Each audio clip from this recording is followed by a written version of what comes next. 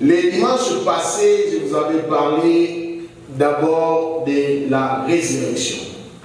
C'est un dimanche spécial parce que la résurrection nous donne notre identité. Il y a beaucoup de prophètes qui ont entraîné des masses et des masses, mais qui n'avaient pas le pouvoir de promettre aux gens la résurrection et la vie. Est-ce que quelqu'un peut dire Amen avec moi? Amen. Les seuls hommes qui avaient le pouvoir de promettre la résurrection et la vie s'appelle Jésus. Amen. Il a promis la résurrection et la vie. Il est allé, il est mort, il a vaincu la mort et il est revenu à la vie.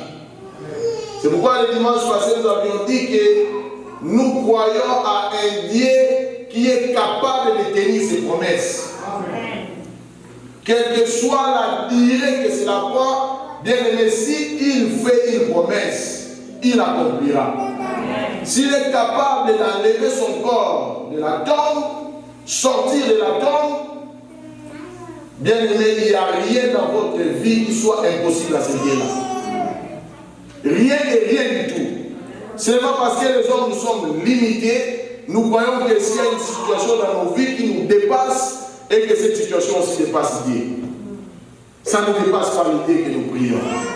Le Dieu que nous prions est un Dieu qui est fidèle.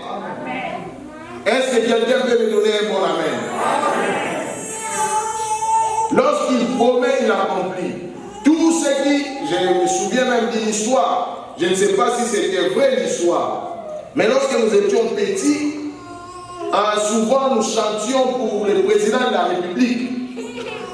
Et le président de la République du Congo à l'époque, c'était les Zaïre, il s'appelait Mobutu. C'est Seko Kukungwendu Wasaba. Le maréchal du Congo. Et lorsque même on disait que nous n'allons pas frapper les mains pour lui, acclamer pour lui, s'il commençait seulement à passer, on acclamait. Hein? Alors, à l'époque, il y avait l'église kimbanguiste. Ils avaient l'air prophètes. À l'époque, c'était Papa Yangen. Et alors, j'ai dit bien entre guillemets. Papa Yangen apparemment avait promis qu'il va mourir et qu'il va ressusciter. Et Mobutu, comme il avait le succès, il a compris les jets. Apparemment. Je dis entre guillemets. Je vous emmène quelque part. Alors il va en Europe. On met son corps dans les cercueils, ainsi de suite. Il vient au Congo. Et les adeptes sont là en train d'attendre. Ils ont dit que papa allait ressusciter. Mobutu a payé un docteur et donne-lui la piqûre qu'il meurt même. Parce que s'il ressuscite ici, il sera plus puissant que moi. On lui a donné la piqûre, il est parti. Pourquoi il avait fait ça? Parce qu'il savait qu'il n'avait pas le pouvoir de la résurrection. Est-ce que quelqu'un est là avec moi? Amen. Mais le Christ que nous prions, c'est Dieu a le pouvoir de la résurrection. Il peut aller à la tombe et sortir de la tombe. Il a dit dans Jean, personne ne me ravit ma vie. Je la donne. J'ai le pouvoir de la donner et de la reprendre. Est-ce que quelqu'un est là avec moi? Alors c'est Jésus-là, lorsqu'il a vaincu la mort, il n'avait pas encore fini. La Bible dit qu'il nous a promis. Mais au lieu de se baser sur sa promesse, sa propre promesse aujourd'hui, nous allons nous baser de deux hommes. Ces deux hommes, je ne sais pas s'il faut dire que c'était Moïse et Élie, parce que la Bible n'a pas donné de précision, ou c'était seulement des anges, ou c'était des archanges. Dans la révélation de la Bible, nous avions du moins connu trois archanges. Trois.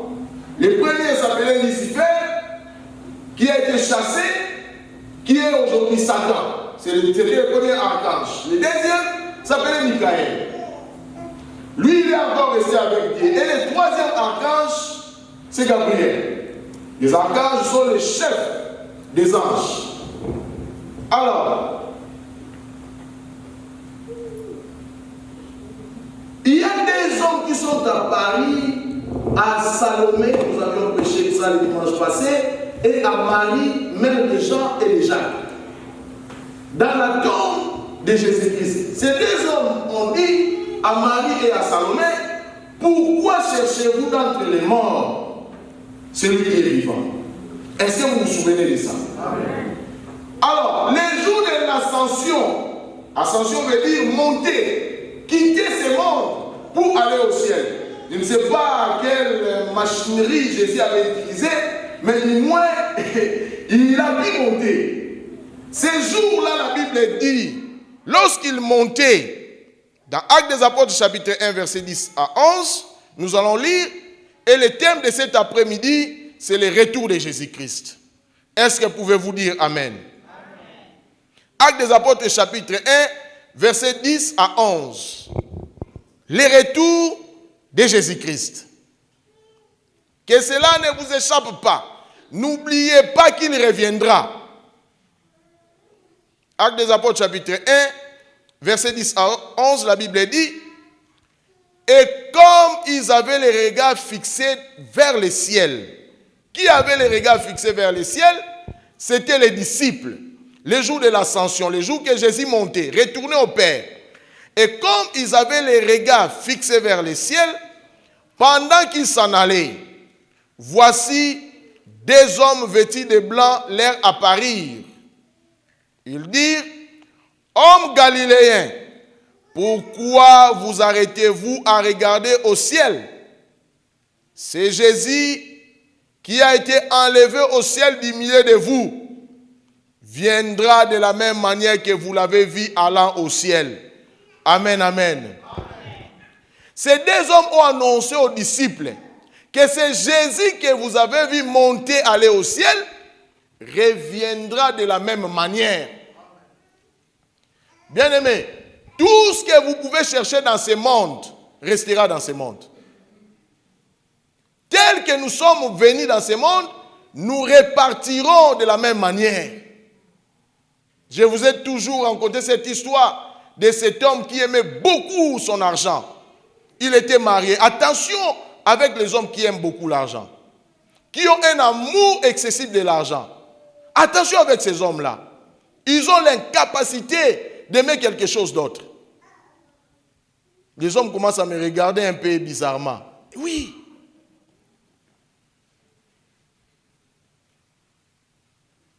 Cet homme, cette histoire, parce qu'il aimait beaucoup l'argent, à la fin de sa vie, il avait dit, le jour que je vais mourir, prenez mon argent et mettez dans la tombe. Il a fait signer les papiers à sa femme, il a aussi fait signer les papiers à l'avocat. L'avocat a retenu une copie, la femme aussi en a eu une autre. Alors, le jour de sa mort, les gens sont venus, ils ont commencé à pleurer, il est mort. L'avocat est sorti, il a dit, bon, maintenant, nous devons en tout cas accomplir la volonté de cet homme. Ils ont appelé sa femme, fait sortir tout l'argent que cet homme avait, nous allons mettre ça dans la tombe. La femme est allée prendre un chèque. Elle a écrit les montants. Elle a donné à l'avocat. L'avocat maintenant était entre le marteau et l'enclume. Et la femme m'a dit, parce que tu aimes l'argent, voici ton argent, mets le chèque dedans. On a pris le chèque, on a jeté dedans. Où est parti l'argent? Hein? Qui va cacher ce chèque? Ah, acclamons pour cette femme. Hein? Elle était intelligente. Hein? Elle a bien pensé. Alors, ces deux hommes ont dit, c'est Jésus que vous avez vu monter, reviendra de la même manière. Attention si vous aimez quelque chose d'autre plus que Jésus. Si vous commencez à vous attacher à quelque chose plus que Jésus, il faut faire attention. Parce que vous allez laisser la chose dans ce monde. Vanité de vanité, je me pose même la question de savoir, mais pourquoi l'homme court toujours après le succès? Quelle est sa raison d'être? Nous avions vu des gens qui ont atteint le pinacle du succès, la prospérité, des gens tels que Steve Jobs. À la fin de sa vie, il a dit, oui, j'ai atteint le sommet de la vie, mais il y a des valeurs plus que la prospérité dans ce monde. Première valeur, il a dit Dieu. Bien-aimé, l'homme qui était compté parmi les hommes les plus puissants du monde, l'homme qui avait la prospérité, l'homme qui gouvernait, qui disait au gouverneur ce qu'il faut faire, Steve Jobs, l'homme qui influençait le monde, l'homme qui avait tout ce que nous cherchons, l'homme qui a atteint le sommet et le monde parlait de lui. Il a dit, il y a des valeurs plus que l'argent et le succès. Il a dit, il y a la famille qui a une grande valeur que l'argent que j'ai cherché dans ma vie. Alors s'il y a quelque chose dans votre vie qui commence à prendre la place de Dieu, sachez qu'un jour vous allez rendre compte, Jésus reviendra. Il reviendra. Ne perdez pas ça de vie. Cherchez l'argent, oui. Cherchez le succès, oui. Mais cherchez plus l'Éternel. Recherchez-lui. Oui, de tels messages ne sont pas les bienvenus. Mais je vous dis, même si on priait pour vous ici, pour que vous soyez guéris d'une maladie quelconque, vous allez encore mourir. Lazare était ressuscité d'entre les morts. Où est Lazare aujourd'hui? Il est parti. Est-ce que vous me comprenez? Steve Jobs avait beaucoup d'argent. Salomon avait beaucoup d'argent. Salomon même a dit à la fin de sa vie, vanité des vanités, tout est vanité. Vanité des vanités, tout est vanité. Recherchez l'Éternel dans votre vie. Bien-aimés, enfants de la Nouvelle Alliance, recherchez l'Éternel partout où vous êtes. Lorsque vous posez les actes par rapport au retour de Jésus-Christ.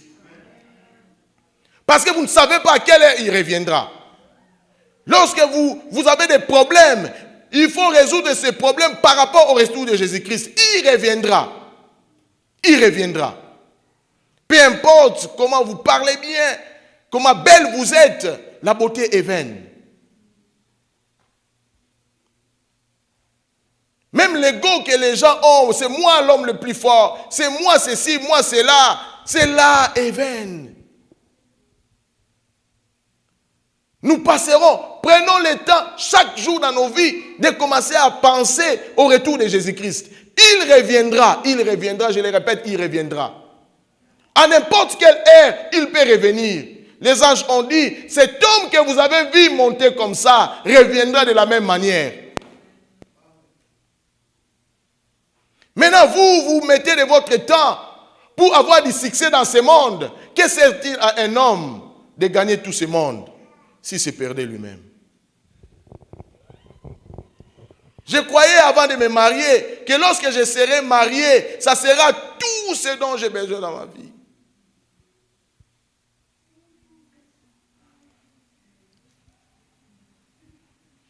Oui, je me suis marié. Ma femme m'amène le bonheur dans ma vie. D'ailleurs, j'ai changé son nom à Maman Bonheur. Elle m'a apporté du bonheur dans ma vie. Mais elle n'est pas la finalité de toutes choses. La finalité, c'est Jésus. Dites Amen avec moi. Alléluia. Recherchez l'Éternel pendant qu'il se trouve. Invoque-le tandis qu'il est prêt. Et il répondra. Recherchez Dieu.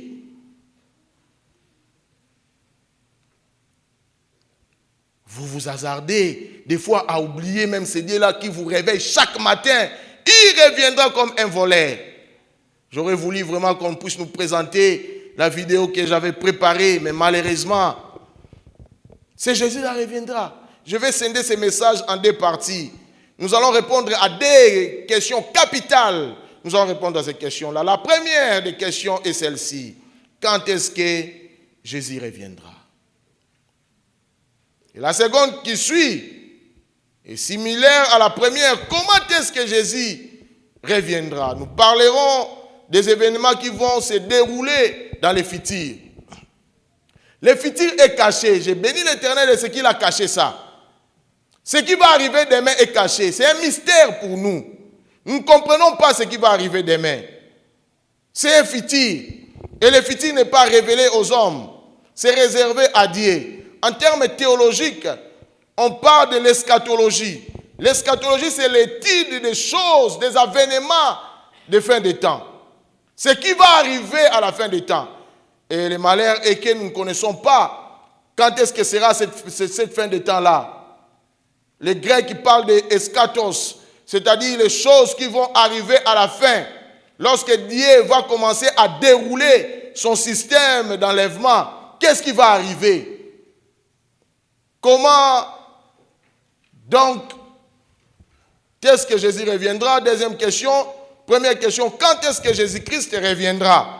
Et commençons par la première question qui est, quand est-ce que Jésus reviendra? J'ai répondu à cette question et je vais vous recommander un livre. C'est le livre de Wayne Grudem. Wayne Grudem a écrit sur la doctrine de l'Église. Il a beaucoup écrit, en tout cas il a beaucoup de livres. Les chrétiens, nous devons avoir l'habitude de lire la parole de Dieu, lire les livres, lire les grands, ceux qui ont écrit sur des sujets précis.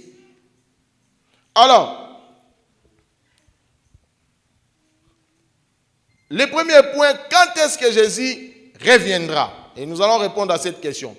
Quand est-ce que Jésus reviendra? Je vais scinder ça aussi en beaucoup de parties. La première partie, je réponds, il y aura un retour soudain, un retour personnel, un retour visible et physique de Jésus-Christ. Je répète, il y aura un retour soudain, un retour personnel, un retour visible et physique. Ce qui est soudain, c'est ce qui apparaît sans vous aviser. C'est soudain. Vous ne savez pas à quelle heure. Comment est-ce que cela va se passer? Vous ne savez pas. Vous êtes dans le flou. Jésus va revenir comme ça. Lorsque toi tu t'hasardes à poser des actes qui vont à l'encontre de la volonté de Dieu dans ta vie, il peut revenir à ce moment-là. Il faut faire attention. Lorsque tu as des problèmes avec les amis, il peut revenir à ce moment-là. C'est pourquoi que le soleil ne se couche pas sur votre colère. Lorsque vous êtes en colère, cherchez à arranger les problèmes le plus tôt que possible. Arrangez ça.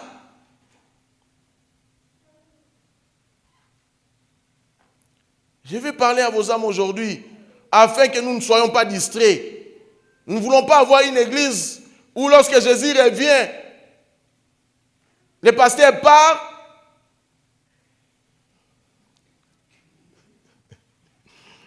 le docteur héritier part, maman Bibi part, qui d'autre avait un anniversaire? Papa Fidèle part, maman Anne-Marie part. D'abord, joyeux anniversaire, hein? À tous ceux-là qui ont fêté leurs anniversaires et tous ceux qui ont fêté spécialement leur anniversaire au mois d'avril. Parce que moi aussi, je suis né au mois d'avril. Ah, mon fils Rudy aussi, que Dieu te bénisse. Nous voulons avoir une église de gens qui, lorsque Jésus revient soudainement, l'église reste vide. Je croyais que vous allez dire un bon amen, c'est que vous doutez un peu, hein? Hein? Ne doutez pas de votre salut. Ne doutez pas de votre salut. Si vous êtes sauvés, vos noms sont écrits dans le livre de vie. Vous avez été scellés pour le jour de la rédemption. C'est par la grâce que vous avez été sauvés. Indépendamment de ce que vous pouvez faire comme acte. Alléluia. Jésus a payé le prix.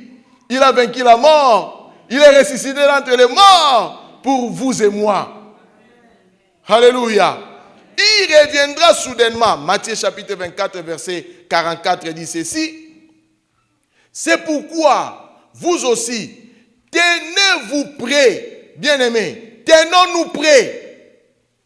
Car le Fils de l'homme viendra à l'heure où vous n'y pensez pas. Il reviendra à l'heure où vous n'y pensez pas. Lorsque vous faites ce que vous faites en secret que personne ne connaît, c'est à cette heure-là que lui va revenir. Jean chapitre 14, verset 3 dit ceci. Et lorsque je m'en serai allé, oh gloire à Jésus, parce qu'il n'a pas seulement laissé les enfants comme ça, il a dit, je vais vous préparer une place. Jean 14, 3 dit ceci. Et lorsque je m'en serai allé, et que je vous aurai préparé une place, je reviendrai et je vous prendrai avec moi, afin que là où je suis, vous y soyez aussi. Alléluia. Afin que là où Jésus est, nous y soyons aussi. Ça doit réjouir nos cœurs. Nous ne venons pas perdre notre temps ici. Nous venons nous préparer pour l'avènement du Seigneur. Que cela ne vous échappe pas. Nous nous préparons. Si nous venons ici, si nous prions, la couronne et le royaume. Si vous venez ici par distraction, si vous venez pour voir quelqu'un, je suis désolé de vous dire que la personne pour qui vous venez ici ne vous sauvera pas.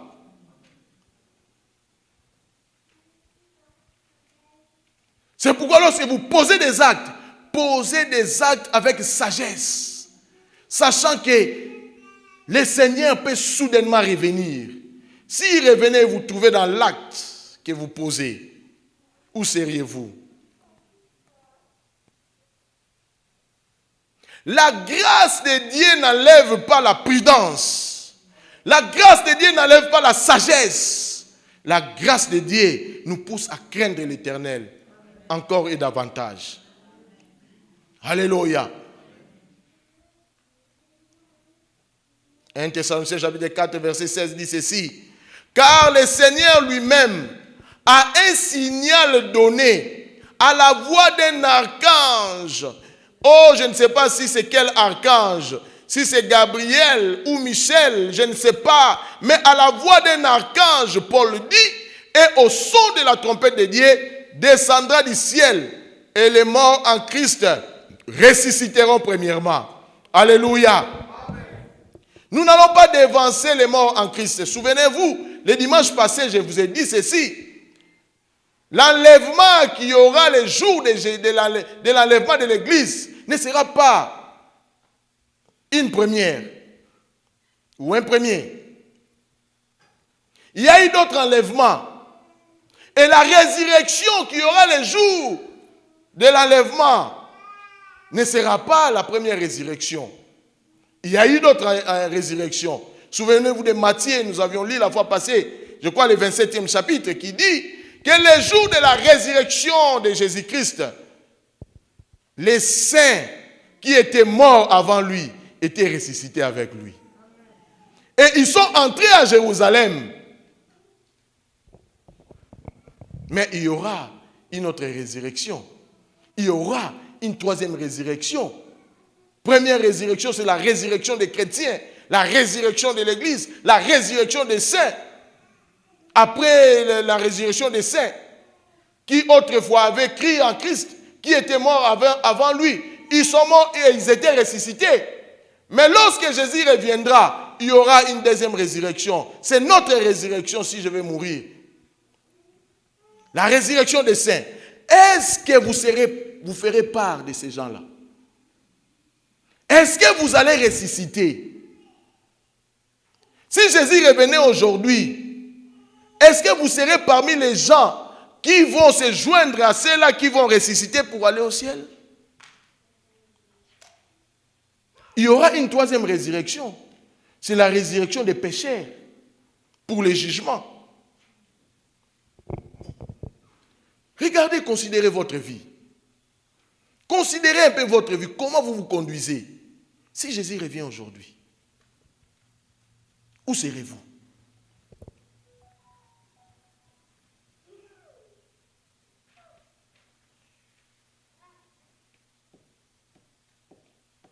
Est-ce que vous serez comptés parmi ceux qui seront enlevés? Hébreux chapitre 9, verset 28 dit ceci. De même Christ, qui s'est offert une fois pour toutes, pour les péchés de plusieurs, apparaîtra sans péché une seconde fois à ceux qui l'attendent pour leur salut. Nous disons, nous sommes sauvés. Le salut était un processus. Nous avions commencé ce processus. Mais la dernière partie, c'est ce que la Bible appelle la glorification de nos corps. Où nous serons délivrés de ce corps. Ce corps est un corps de péché. Mais lorsque Christ reviendra, il nous donnera un corps semblable à son corps. Est-ce que vous allez porter ce corps-là? Considérez vos vies. Considérez même la manière dont vous traitez Dieu. Vous avez vu le dimanche passé? Il y avait beaucoup de monde ici le dimanche passé. J'ai compté le dimanche passé, les gens qui étaient seulement dans la salle, à part les enfants, c'était 83 personnes. Et lorsque nous avions vérifié les gens qui étaient absents, c'était plus de 20 et quelques personnes. Mais est-ce que vous venez à l'église pour plaire aux hommes ou vous venez à l'église pour plaire à Dieu? Est-ce que vous venez à l'église sachant que c'est Dieu-là est votre créateur, vous devez l'honorer, ou vous venez à l'église pour venir visiter quelqu'un à l'église? Certaines personnes ont réussi leur vie venant à l'église. Certaines personnes ont réussi à avoir des femmes et des maris venant à l'église. Et je prie même que vous puissiez, vous aussi, qui n'êtes pas encore mariés, vous marier ici à l'église. Parce que si vous allez marier quelqu'un qui ne connaît pas Dieu, vous allez commencer votre enfer à partir d'ici. Mariez-vous avec des chrétiens, mariez-vous avec des chrétiennes. Moi, j'ai rencontré ma femme à l'église en 1992. 92. Maman, bientôt combien d'années? 30 ans bientôt. 29 ans. Il y a des gens qui n'ont même pas 29 ans ici. Hein? Petit, toi, tu as 29 ans. J'ai rencontré ma femme avant que toi, tu ne naisses.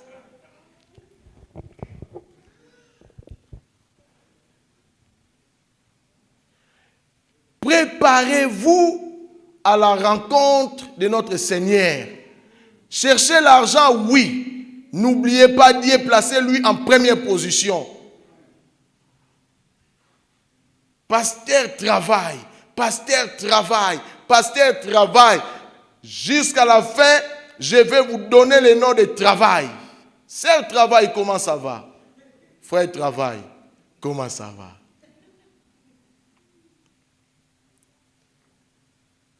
Préparez-vous, préparez-vous. Quand il reviendra, nous ne savons pas. Il a dit, soyez prêts. Le Fils de l'homme reviendra à l'heure où vous n'y pensez pas, il a dit. Et lorsque vous attendez l'Éternel, soyez patient. Patient même lorsqu'il y a persécution. Patient même lorsque l'ARS vous dérange. L'ARS.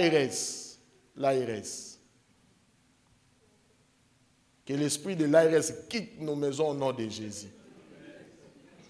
Hein? Ces gens-là, ils sont terribles. Ils vous envoient seulement une lettre et vous commencez à trembloter comme ça. Au nom de Jésus, nous n'allons pas trembler.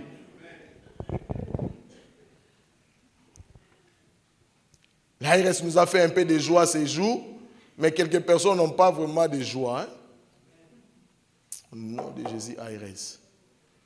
Pas de problème. Je me prépare pour la rencontre de mon Seigneur. Envoyez-moi l'argent ou pas, je me prépare pour la rencontre de mon Seigneur. Cette rencontre a plus de valeur que de l'argent. Alléluia. Cette rencontre a plus de valeur que les mariages. Parce que là, c'est pour l'éternité. Ici, nos jours sont comptés, la Bible dit. Les jours de l'homme dans ce monde sont comptés. Vous travaillez, ce travail commence à vous déranger pour vous attacher au Seigneur. Faites attention. L'argent ne va pas vous sauver. Il y a des moments où l'argent ne peut rien faire dans votre vie. Vous avez vu des riches qui voulaient acheter ne fût-ce que quelques minutes encore de leur vie. S'il y en a des gens tels que Steve Jobs pouvaient acheter quelques minutes de sa vie. Vous pouvez dire, j'ai beaucoup d'argent. Je suis l'homme le plus riche du monde. Donnez-moi encore 15 minutes avec mon argent. Steve Jobs a dit, oh non, il y a quelqu'un qui est plus puissant que l'argent. Il est assis là. Nous ne le voyons pas, il est là. C'est Dieu-là que nous prions. Il reviendra nous prendre. Il est allé nous préparer une place. Est-ce que vous avez votre place? Est-ce que vous avez votre place? Est-ce que vous avez votre place? Les autres n'ont pas dit d'amen, bouche motis, bouche cousue. Pas d'amen. Pourquoi?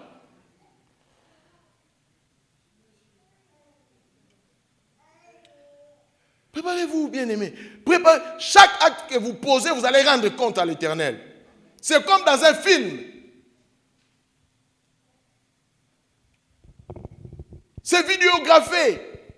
L'Éternel, rien ne lui échappe, rien. Rien.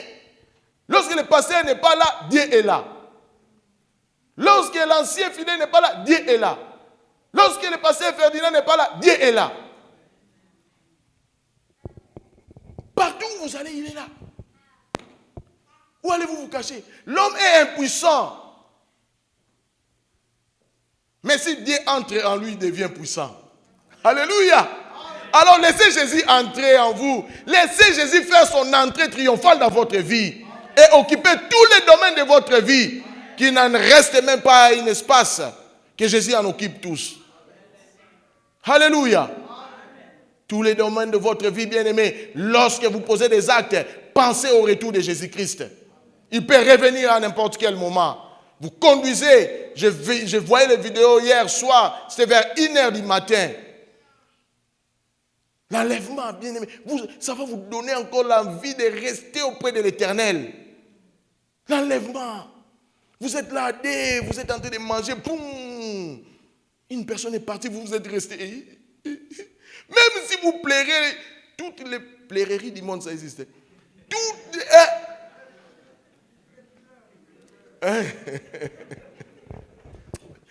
Ah, vous aimez quand je fais ça, hein? Même si vous plairez matin, midi, soir, c'est fini. C'est fini. Dieu va vous dire, j'avais envoyé mon serviteur pour vous prêcher. Vous aviez eu l'opportunité. Chaque jour, il criait. Il dormait à 3h du matin. Hier, je suis allé au nid à 3h du matin, priant pour les âmes. Je me suis dit, Seigneur, que moi-même aussi, je ne manque pas ces jours-là. Parce qu'il y a des hommes de Dieu qui vont manquer, ne vous en faites pas. Il y a des hommes de Dieu qui ont le cœur plus mauvais que Satan. Satan même a perdu.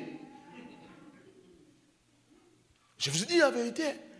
Il y a des hommes de Dieu qui sont des menteurs. Sérieusement menteurs. Qualifiés en mensonge. Licenciés en mensonge. De telle enseigne que si vous lui rencontrez même en enfer, il va vous dire que je suis venu visiter mon ami.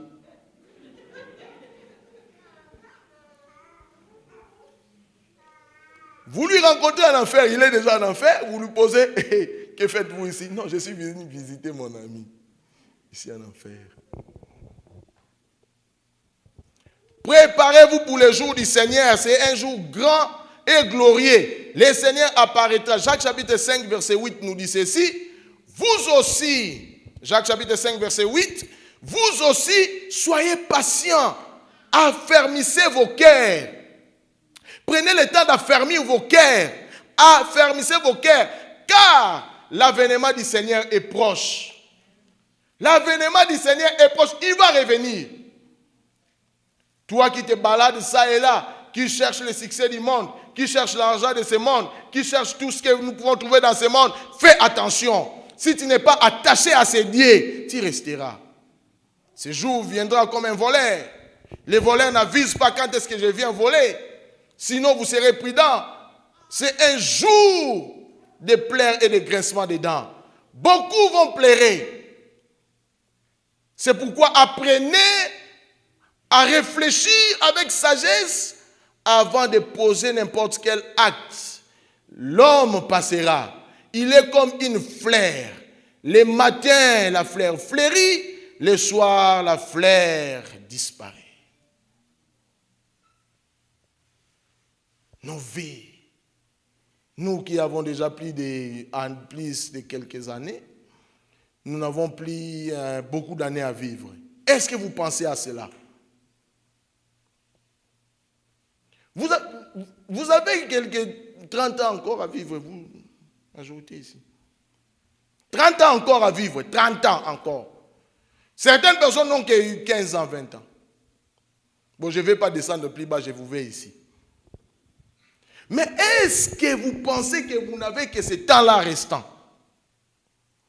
Est-ce que vous êtes conséquent de cela? Est-ce que lorsque vous posez les actes, vous pensez que ces actes-là, si Dieu revenait aujourd'hui, vous ferez partie de ceux-là qui vont assister à l'avènement du Seigneur? Je vous ai dit que ça sera un avènement qui sera soudain, visible, physique. Et nous ne savons pas le temps. Nous ne savons pas le temps. Même lui-même, Jésus a dit, pour ne pas révéler aux disciples, que le Père seul connaît le temps. Toi qui as le mauvais cœur, toi qui veux du mal de l'autre, bien-aimé, fais attention. Il y a des gens qui sont comme ça avec une animosité exceptionnelle. Que le mal lui arrive, oui. Il m'a dit que moi, mon nez est un peu courbé comme ça. Il va voir. Il va voir. On va lui tamponner en sortant d'ici. Et lui, on va lui tamponner. Toi, on va faire quoi avec toi? Tu vas rester ici éternellement? Toi, tu vas vivre éternellement? Tu ne vivras pas éternellement, tu vas mourir aussi. Eh bien, commence à arranger ta vie. Commence à te préparer. Il n'y a pas quelque chose qui doit retenir nos cœurs plus que Dieu. Est-ce que quelqu'un peut dire Amen? Amen. Si quelque chose commence à retenir votre cœur plus que Dieu, vous êtes dans les rouges. Ça commence à cliquer, boum, boum, boum, rouge, zone de danger. Jacques nous dit, affermissez nos cœurs.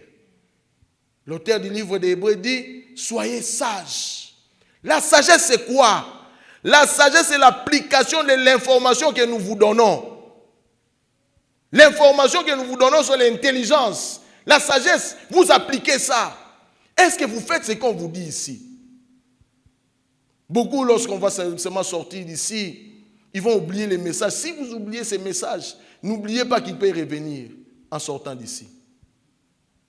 Lorsque vous êtes à la maison chez vous, vous faites des problèmes. N'oubliez pas qu'il peut revenir à ce moment-là.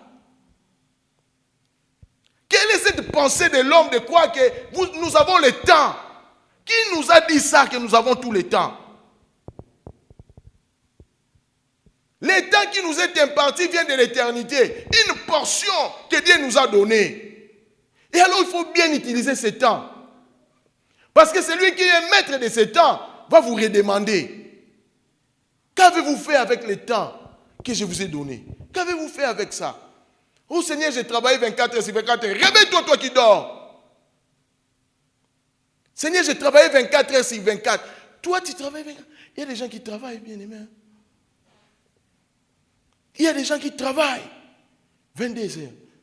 Dors 2 heures du temps. Moi, j'étais, à un certain moment de ma vie, j'ai travaillé aussi 22 heures. Je me réveille à 2 heures du matin. Je m'en vais dormir à 0 heure passée. Je fais le tour. Mon cœur, je dois arriver là-bas. Je dois faire la livraison. Je dois arriver. 22 heures du temps. Si nous pouvons aimer Dieu aussi comme ça, cherchez premièrement le royaume et la justice de Dieu. Et le reste vous sera donné par-dessus tout. Ça, c'est le calcul de Dieu. Il veut nous faciliter la tâche, nous ne voulons pas. Il nous dit, recherchez-moi d'abord. Parce que moi, j'ai tout ce dont vous avez besoin. Moi, j'ai tout ça.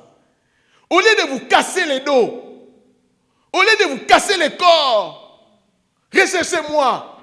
Je vais vous montrer comment on se repose. C'est la bénédiction de l'Éternel qui enrichit. Et il ne l'a fait suivre d'aucun chagrin. Recherchez l'Éternel. Alléluia.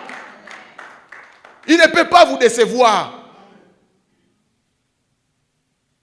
C'est pourquoi lorsque vous travaillez ici aux États-Unis, lorsque nous travaillons même au pays, on allait à l'église. Qu'est-ce qui a changé? Qu'est-ce qui a changé?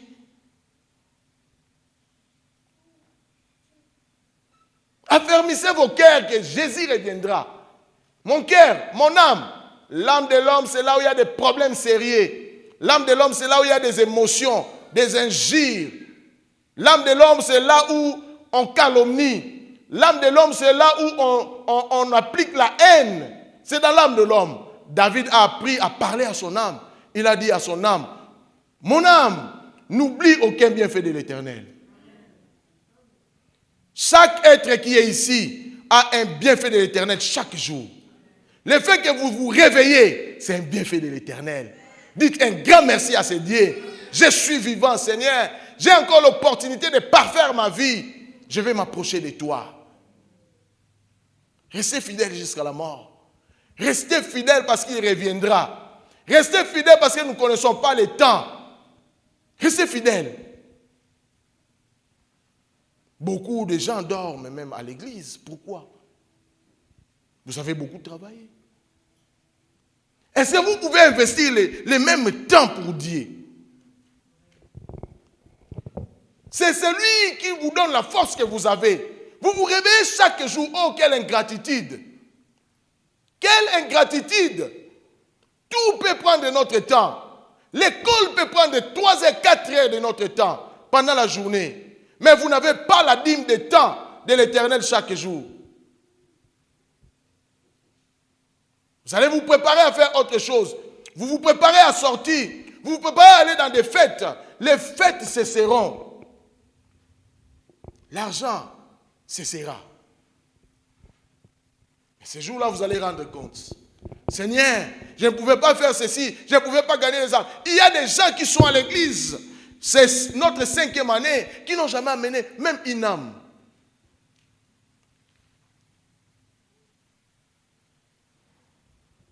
Vous commencez à penser à vous-même maintenant. 5 ans. 5 ans. 5 ans. 5 ans. Vous êtes là. Le royaume ne se réjouit jamais de vous. Pourquoi? Parce que vous n'amenez pas les citoyens du ciel au royaume. L'Éternel veut vous utiliser, mais vous vous dites, je n'ai pas le temps. J'ai le temps pour autre chose, mais pas le temps pour aller évangéliser. Je laisse ça aux évangélistes. Qui vous a dit ça? Matthieu chapitre 28, verset 18 à 20, qui est notre vision, la vision de chaque église, en tout cas dans le monde. Allez et faites de toutes les nations mes disciples. Toi, tu fais des disciples où? Jésus va te poser la question. Les jours qui reviendra soudainement, combien de disciples as-tu amené vers moi?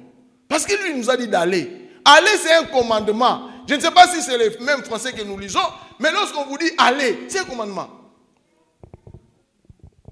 Est-ce que je me trompe?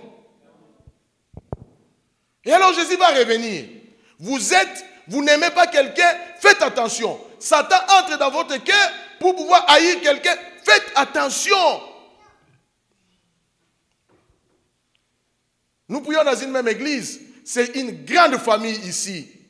Moi, j'aime beaucoup la famille de l'église parce qu'avec cette famille, nous irons ensemble au ciel.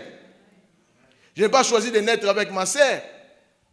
Nous sommes nés comme ça, par choix de l'Éternel. Mais ici, nous irons avec vous au ciel. Si ma sœur fait défaut, je ne crois pas qu'elle fera défaut.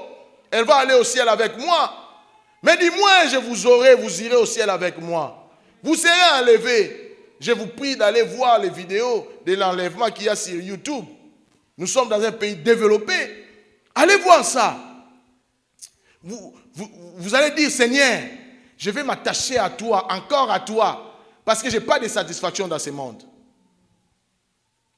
Travail, oui. Étude, oui. L'Éternel aime ceux qui étudient. L'Éternel aime ceux qui travaillent. Mais qui a la priorité dans votre vie? Que Jésus devienne la priorité de votre vie, bien-aimé. Et lorsqu'il reviendra pour que vous puissiez partir avec lui, qu'il devienne à partir d'aujourd'hui la priorité de votre vie, vous devez vous sentir mal à l'aise le dimanche. Si vous êtes à la maison, vous restez à la maison. Vous devez vous sentir mal à l'aise. Et moi, je dis même, lorsque je suis malade, vaut mieux qu'on m'amène à l'église. Parce qu'à l'église, Dieu peut me guérir.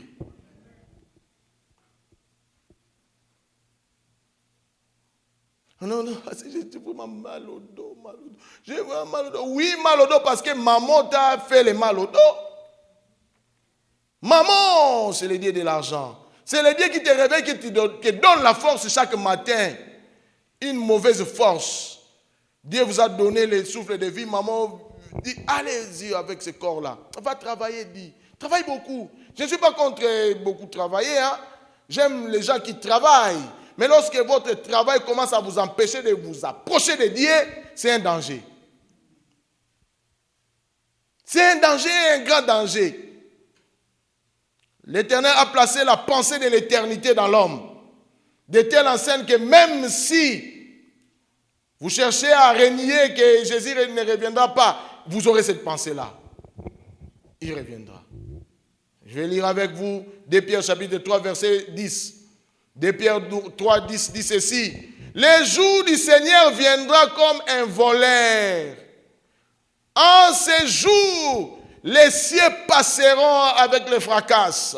Les éléments en bras se dissoudront et la terre avec les œuvres qu'elle renferme sera consumée. Ce jour-là vient. Le retour de Jésus-Christ. Et 1 Jean chapitre 3 verset 2 dit ceci. 1 Jean chapitre 3 verset 2 dit ceci. Bien-aimés, nous sommes maintenant enfants de Dieu. Et ce que nous serons n'a pas encore été manifesté. Mais nous savons que lorsque cela sera manifesté, nous serons semblables à lui. Parce que nous le verrons tel qu'il est. Vous serez semblables à Jésus. Et les chrétiens ne doivent pas avoir peur de la mort. La mort nous permet de voir Jésus. Être absent dans ce corps, c'est être présent avec le Seigneur. Vous sortez de ce corps, Paul avait dit, j'ai l'envie de sortir de ce corps. Allez rencontrer mon Seigneur, mon amour de chaque jour. C'est lui qui ne me déçoit pas. Alléluia. Dites un bon amen à Jésus. Amen. Alléluia. Ces jours grands et glorieux arrivent. Apocalypse chapitre 22, verset 20 dit ceci. C'est lui qui atteste ces choses dit, oui, je viens bientôt. Amen, Seigneur Jésus. Je viens bientôt. Jésus revient. Êtes-vous prêts? Êtes-vous prêts pour cet avènement-là? Est-ce que votre vie est prête? Est-ce que vous marchez conformément à la parole de Dieu? Est-ce que vous traitez votre femme conformément à la parole de Dieu? Est-ce que vous traitez votre mari conformément à la parole de Dieu? Est-ce que l'Éternel a fait son entrée dans votre vie? Oh, bien-aimé dans le Seigneur, si Dieu est en vous, le comportement doit changer.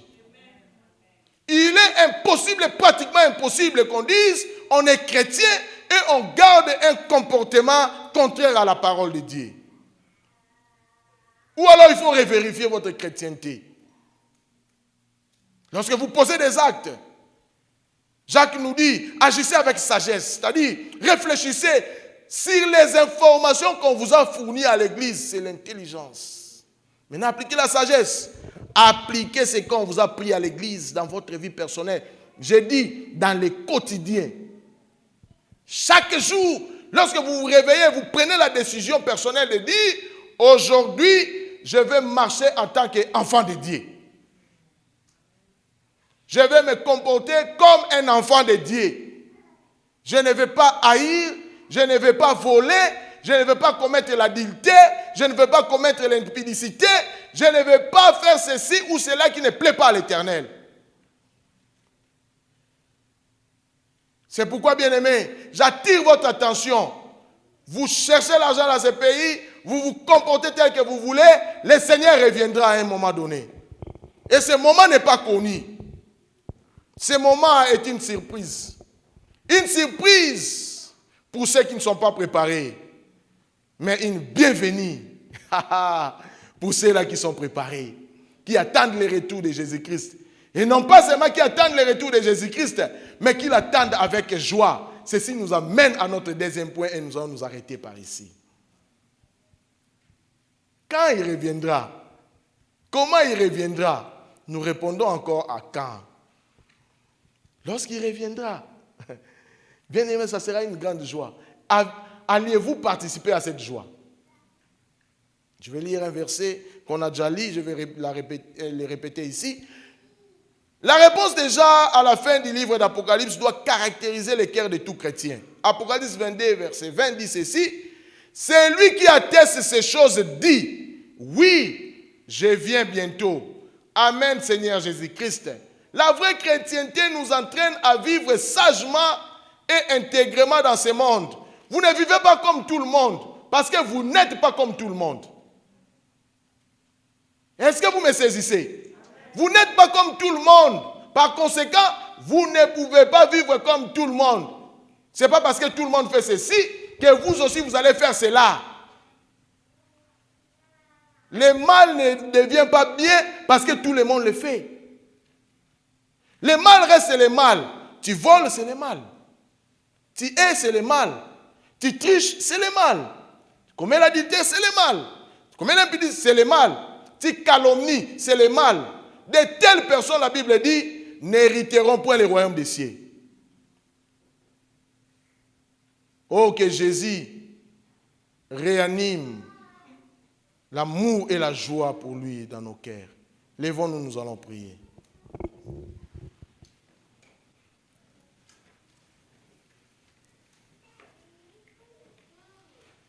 Je vais prier moi seulement pour vous. J'ai compris que lorsqu'on demande même aux gens de prier, ils ont du mal à prier. Et lorsque je vois ça, je sais déjà que votre vie de prière est en danger. Parce que lorsqu'on donne un sujet de prière, vous devez avoir la joie de prier. Mais pourquoi n'avez-vous pas cette joie?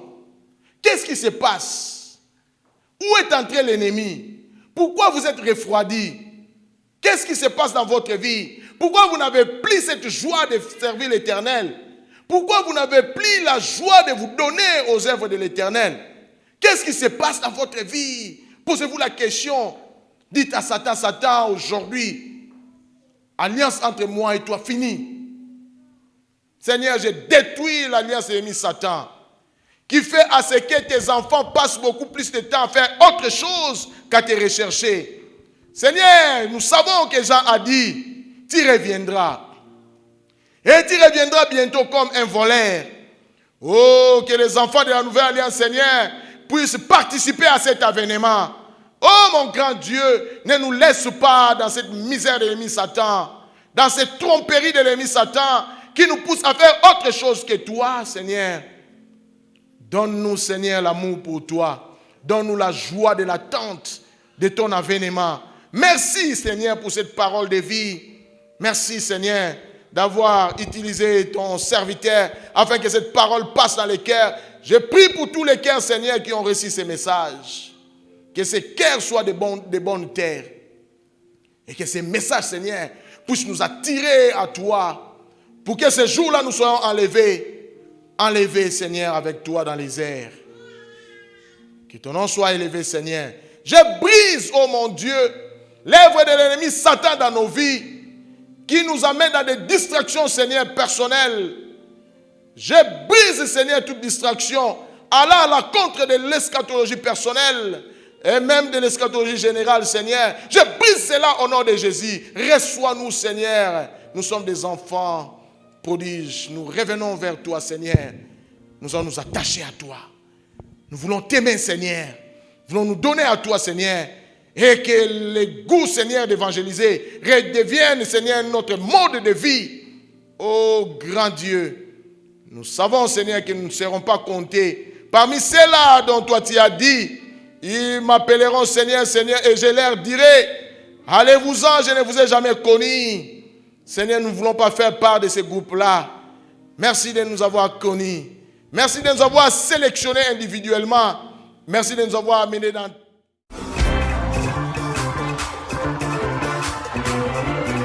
Water.